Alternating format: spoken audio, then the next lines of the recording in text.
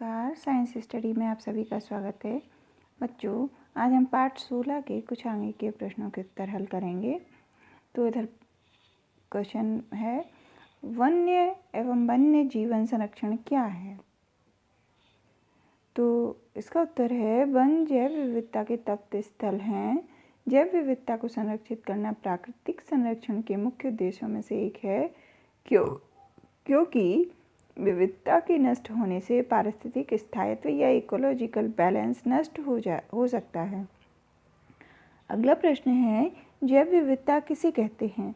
तो इसका उत्तर है, जैव विविधता किसी क्षेत्र में पाई जाने वाली विविध स्पीसीज की संख्या है, जैसे पुष्पी पादप, पक्षी, कीट, सरीसृप, जीवाणु आदि। अगला प्रश्न है, तत्व स्थल क्या है, किसे कहते हैं? तो ऐसा क्षेत्र जहां अनेक प्रकार की संपदा पाई जाती है तत्व स्थल कहलाता है। अगला प्रश्न है, दावेदार किसे कहते हैं? वनों के दावेदार कौन कौन हैं? तो इसका उत्तर है, ऐसे लोग जिनका जीवन कार्य किसी चीज़ पर निर्भर हो वे उसके दावेदार होते हैं। वनों के दावेदार मुख्य रूप से स्थानीय लोग, सरकार और वन विभाग, वन उत्पादों पर निर्भर व्यवसायी, वन्य जीव और पर्यावरण प्रेमी हैं। तो स्थानीय लोग वन के अंदर एवं इसके निकट रहने वाले लोग अपनी अनेक आवश्यकताओं के लिए वन पर निर्भर रहते हैं। दूसरी हेडिंग है, सरकार और वन विभाग। तो सरकार और वन विभाग जिनके पास वनों का स्वामित्व है तथा वे वनों से प्राप्त संसाधनों का नियंत्रण करते हैं। तीसरी हेडिंग है, वन उत्पाद पर निर्भर व्यवसायी।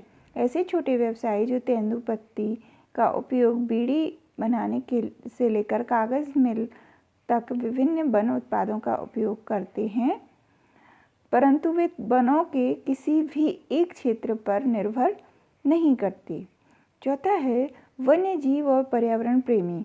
वन जीवन एवं प्रकृति प्रेमी जो प्रकृति का संरक्षण इसकी आद्य अवस्था में करना चाहते हैं। कुछ ऐसे उदाहरण जहां निवासियों ने वन संरक्षण में महत्वपूर्ण भूमिका निभाई है, इस उल्लेखित कीजिए। तो इसका उत्तर है, खिजरी वृक्ष। तो अमृता देवी बिश्नोई ने 1731 में राजस्थान के जोधपुर के एक गांव में खिजरी वृक्षों को बचाने के लिए 363 लोगों के साथ अपने आप को बलिदान कर दिया था। भारत सरकार ने जीव संरक्षण के लिए अमृता देवी बिश्नोई राष्ट्रीय पुरस्कार की घोषणा की, जो उनकी स्मृति में दिया जाता है। बच्चों, अगला प्रश्न चिपको आंदोलन के संबंध में बताने से पहले जो हमने पिछला प्रश्न खिजरी वृक्ष के संबंध में हल किया, तो इसके बारे में थोड़ी सी जानकारी देना चाहते हैं। ये खिजरी वृक्ष क्या है और इसकी क्या उपयोगिता है? तो राजस्थान जैसा कि एक रेगिस्तानी राज्य है, यहाँ रेगिस्तानों में पाया जाता है। इस वृक्ष की विशेषता है कि इसकी जड़ों के नीचे ये पानी संग्रहित करके रहता है। जब गर्मियों के मौसम में पानी नहीं मिलता है तो इसकी तने से पाइप डालकर इसकी जड़ों में से नीचे से पानी प्राप्त किया जा सकता है।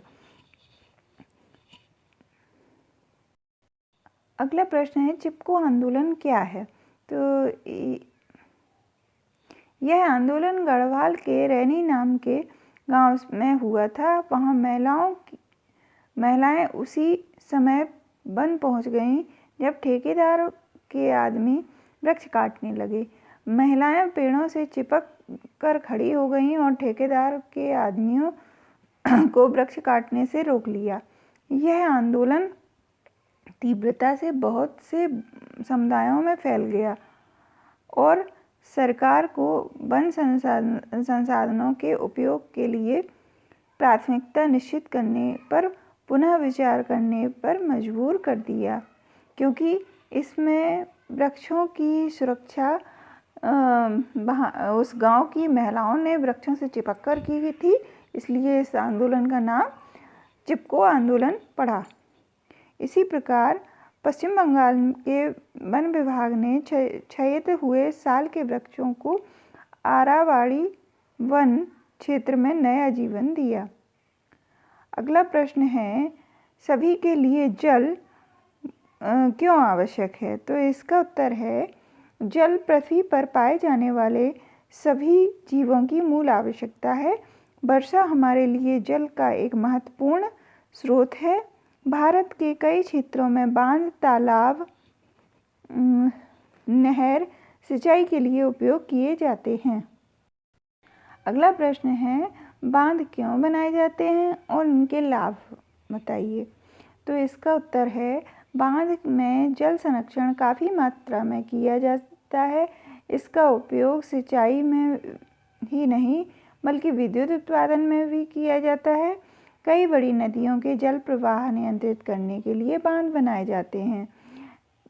प्रमुख बांध, भारत में प्रमुख बांध निम्न प्रकार हैं। पहला है टिहरी बांध, जो भागीरथी नदी यानी गंगा पर है। दूसरा है सरदार सरोवर बांध, जो नर्मदा नदी के ऊपर है।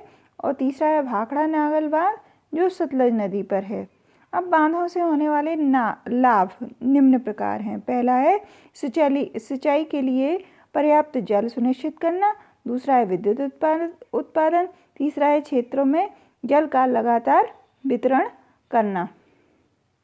आज के वीडियो में बस इतना ही। आगे के वीडियो में हम पाठ 16 के आगे के प्रश्नों के उत्तर हल करेंगे।